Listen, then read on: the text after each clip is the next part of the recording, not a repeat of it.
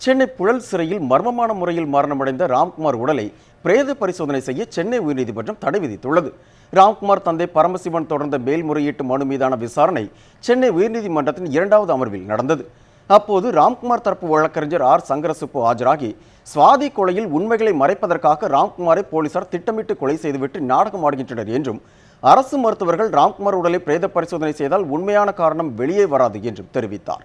இந்த மருத்துவக் குழுவில் போரூர் ராமச்சந்திரா மருத்துவமனையின் தடய அறிவியல் துறை நிபுணரான மருத்துவர் பி சம்பத்குமாரையும் சேர்க்க உத்தரவிட வேண்டும் என்றும் அவர் கூறினார். அதற்கு அரசு கூடுதல் தலைமை வழக்கறிஞர் மணிசங்கர் பலத்த ஆட்சேபம் தெரிவித்தார். அப்போது நீதிபதி எஸ் வைத்தியநாதன் இந்த வழக்கில் மனுதாரர் தரப்பு தாங்கள் பரிந்துரைக்கும் தனியார் மருத்துவர் பி சம்பத்குமாருக்கு பதிலாக அரசு மருத்துவர் ஒருவரின் பெயரை பரிந்துரைத்தால் ஏற்றுக்கொள்ளலாம் என்று கூறினார். இறுதியில் நீதிபதி குழுவாடி ஜி ரமேஷ் பிறப்பித்த உத்தரவில் சிறைக்குள் நடந்த இந்த மரணத்திற்கு அரசுதான் பொறுப்பேற்க வேண்டும் என்று தெரிவித்தார்.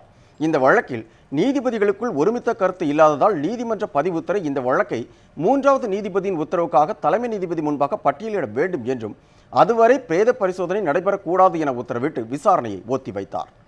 இதனிடையே சிறையில் ராம்குமார் மின்கம்பியை கடித்து தற்கொலை செய்து கொண்டதாக கூறப்படும் மின்வயர் இருக்கும் இணைப்பு பெட்டியின் புகைப்படம் வெளியாகியுள்ளது. இணையதளத்தில் வைரலாக பரவி வரும் இந்த புகைப்படத்தில் சிறை அறைக்கு அருகே உள்ள மின் இணைப்பு பெட்டியும் அதிலிருந்து வயர்கள் கீழே தொங்குவது போலவும் படம் உள்ளது. மேலும் இந்த வயரை கடித்துத்தான் ராம்குமார் உயிரிழந்தார் என்றும் புகைப்படத்தின் கீழ் தகவல் தெரிவிக்கப்பட்டுள்ளது. புகைப்படம் வெளியானது காவல்துறை வட்டாரத்தில் பெரும் அதிர்ச்சியை ஏற்படுத்தியுள்ளதாக கூறப்படும் நிலையில், படம் எப்படி வெளியானது என்பது பற்றி விசாரணை நடத்தப்பட்டு வருவதாக தகவல்கள் தெரிவிக்கின்றன.